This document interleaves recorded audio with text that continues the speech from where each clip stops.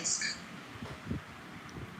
pertaining to this in NIRC, sections 113, 235, 36, 237, 238, 242, and 243. O yan po ang tumama sa linggo po natin ngayon. Para kung nasa loto. Okay, those are the National Internal Revenue Code of 1997 as amended that were affected by the Ease of Paying Taxes Act. Okay, now let's move on to a little review lamang po kasi baka medyo nakatulog po at nakalimutan, although some of the provisions that I'll be showing you in our slides were earlier presented when we had our video in the first part of this particular discussions. Okay, now let's move on to section 113, which is invoicing and accounting requirements for VAT registered persons. Now, I would like to show you a little comparison para medyo maalaala pa po ninyo, no? In the NIRC of 1997 as amended, we have this same section with the same title, Invoicing and Accounting Requirements for VAT Registered Person. In EOPT, the same title was carried. However, there are certain amendments on the statement that is covered by this particular section. So looking at our screen, invoicing requirements. A VAT registered person shall issue a VAT invoice for every sale, barter, exchange, or lease of goods or properties, and for every sale, barter, or exchange of services. In the 13 natin in the NIRC of 1997 as amended, dalawa po ito. Mayroon po tayong VAT invoice for sale of goods and VAT official receipt for purposes of service. Now, if you notice, nawala na po yung VAT official receipt. Meaning, ang bida na lang po ngayon ay VAT invoice. Okay? Kakalimutan ba natin ang official receipt? Mamaya po, malalaman nyo kung kakalimutan ba natin siya.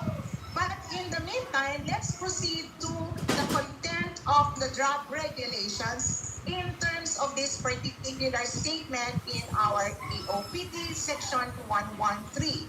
So, in-specify lang din naman po natin under section 3. Now, let me show you. Ito po yung ating draft revenue regulation provision. So, mayroon po tayo as part of it, definition of terms. Particularly, nagkakagulo doon sa invoice, so binigyan namin siya ng generic invoice muna. Okay? Ano po yung invoice? Which kanina pa, marami na pong tanong about this. Now, as defined in the revenue regulations, invoice is a written account evidencing the sale of goods and or services. In other words, kay goods, kay service, invoice. Okay? Now, this particular invoice is issued to our customers in the ordinary course of trade or business. The word invoice, okay, may include sales invoice. It could be commercial invoice. It may also be cash invoice, charge or credit invoice, service invoice, or miscellaneous invoice. Kung ano man pa yung term ninyo na ang dulo ay invoice, pwede pong pumasok dito. Okay? Now, kasi anong po, iba-iba. Depende sa ating kung gaano tayo ka-arty sa ating accounting. Kaya po, saan tinagma yung invoices na may pangalan. Now, the invoice that we are referring to here is categorized as principal invoice. Okay? Principal. So, siya po ang ulo. Siya po ang umpisa at nagdidikta ng lahat. For tax purposes. Okay?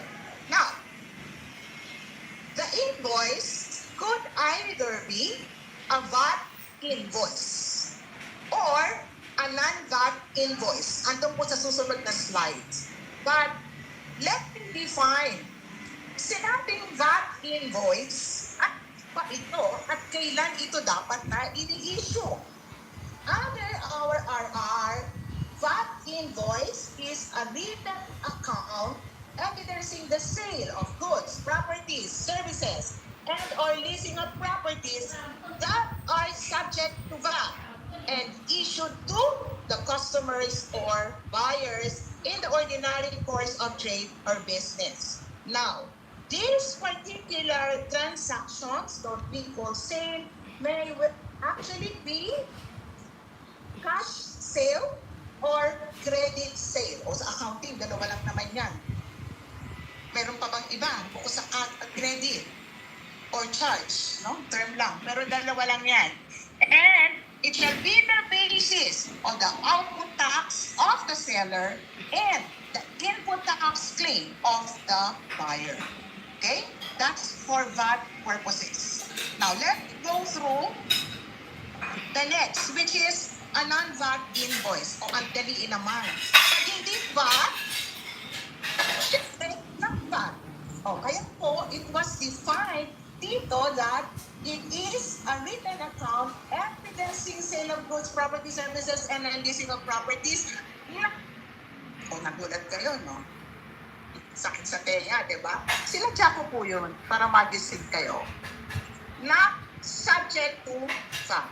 So, simply said, pagka hindi VAT, pupunta sa non-VAT, at pag ang inisyo mo ay invoice for a non-VAT transaction, ang tawag doon ay non-VAT invoice. In both cases, whether VAT or non-VAT, mayroon pong cash or credit sales transactions. Now, ang kaibahan lang po, pagka po sinabing non-VAT sales, pwede na yung sales ay subject to a business tax, which is percentage tax, or none at all. Okay? So, yan po yung difference. Now, further, sales invoice may also serve as a written admission or acknowledgement of the fact that money has been paid and received for the payment of goods and services. Okay. Tinatap namin ito. Bakit? Sa totoong buhay, yung invoice, ini-issue po. Nagbayad, mayroon pong tatlo na pwedeng ginagawa ang taxpayer. One, pag nagbayad, nag-issue ng receipt, whether acknowledgement receipt or official receipt, temporary receipt, lahat ng may receipt sa dulo. That's one. Second, tinatatakan lang. Pay. Okay? Rubber stamp.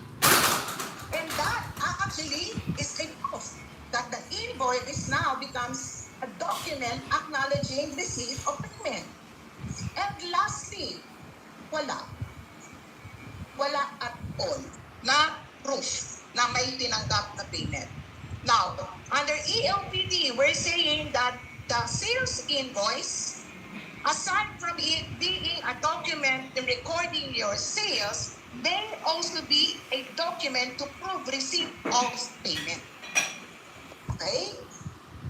And in that regard, client support service, or particularly po sa office namin, we will be amending certain existing Revenue Memorandum Order 12-2013, where the different format of invoices, receipts, whether VAT or non-VAT, will be amended, changed accordingly to comply and align with this particular provision of the EOPT.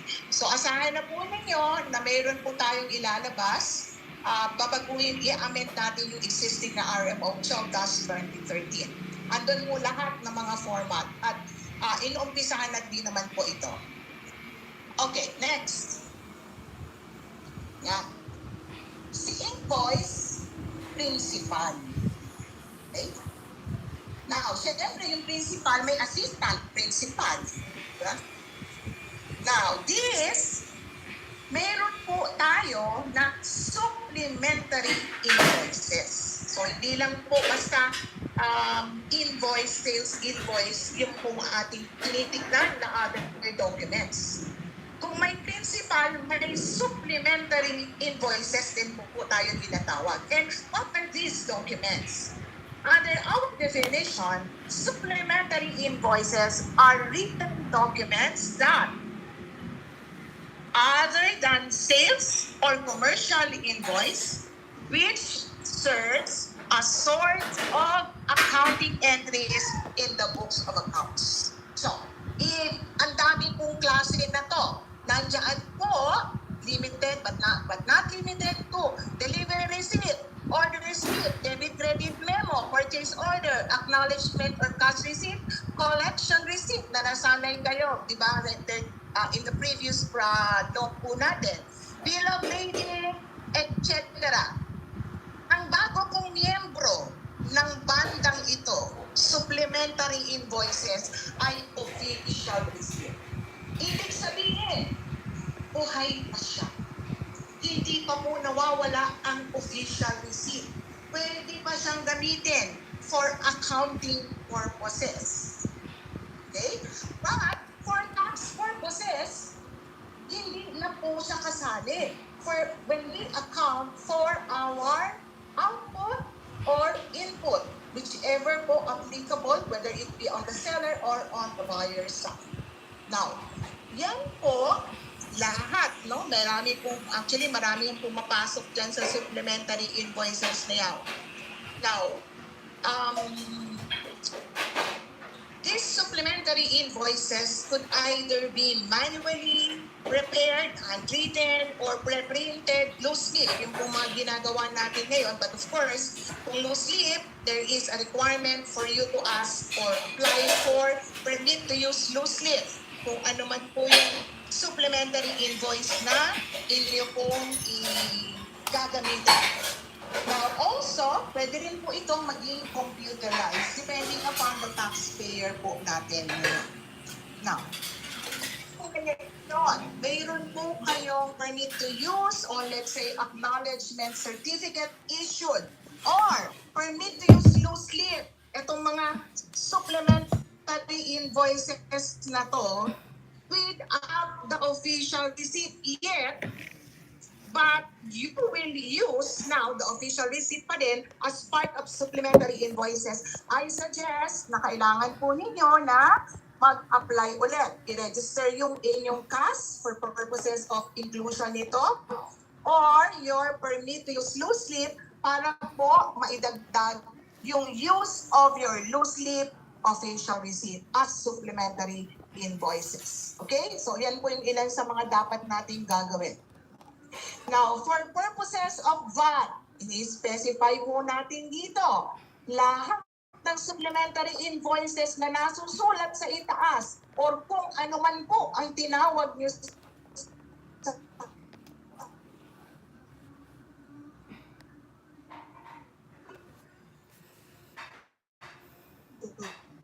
part of the buyer or purchaser goods or services. Okay, so yan po. Si OR, kahit na in-issue, hindi na po siya ngayon pwedeng gamitin for your